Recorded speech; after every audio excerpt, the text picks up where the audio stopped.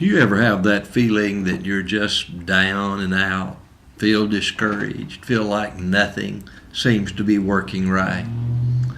Sometimes when you feel that way, it's worth remembering that some of the greatest servants of God ever talked about in the Bible were men who struggled with that kind of discouragement. When you read, for example, about Elijah the prophet, and after one of the great events in his life, when he confronted the 400 prophets of Baal and was able just to put them down completely, demonstrating that they were weak and that there was nothing to their God in whom they believed.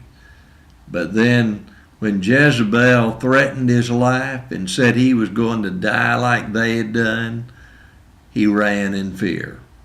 And in his discouragement, he said, Lord, everybody's turned against you. I'm the only one left trying to do right. Just take my life. I don't want to go on. Well, God eventually tells him that he has a lot of people yet, 7,000, that have not bowed their knee to Baal. And yet he got so discouraged. When you read about Jonah, the prophet of God, he asked God just to let him die. He said, I don't want to go on living now.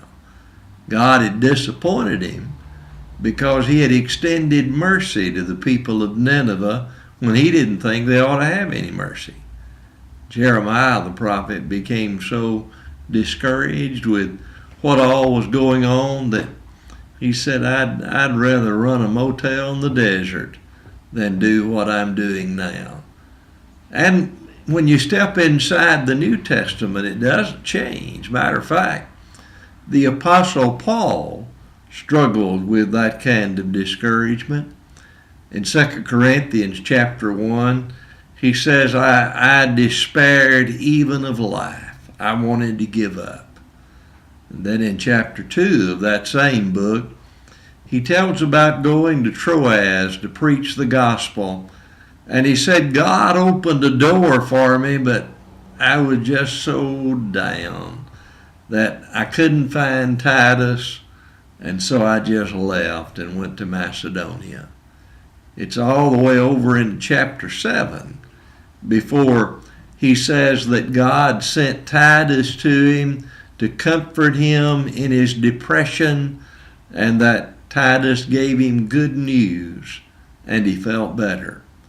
But now, when you get into chapters 11 and 12 of that book, he seems to be struggling some more. As a matter of fact, in chapter 12, he has been given a thorn in the flesh, a minister of Satan, that it might keep him from becoming too high in what he believed. God tells him when he asks him if he will take away that thorn in the flesh, no, he said, I won't do that, because my strength is made perfect in weakness. And so he said, I now glory in my weaknesses, knowing that when I'm weak is when I'm strong. And so it changed his whole attitude to realize that those down times might be the very times that God would use as a means of reaching out to others. One of the huge lessons in all of this is that, number one, being godly doesn't mean that I won't have times of discouragement, depression, just plain feeling down and out about life. And it also proves that during those times when I feel that things are just not going right and when I'm down, that may be the very time that God will use me most in reaching out to others. A lot of the world is discouraged and depressed. No wonder Paul would say, don't worry about anything, but in everything by prayer and supplication with thanksgiving, let your requests be made known to God. God cares, God answers, and God can help you to overcome.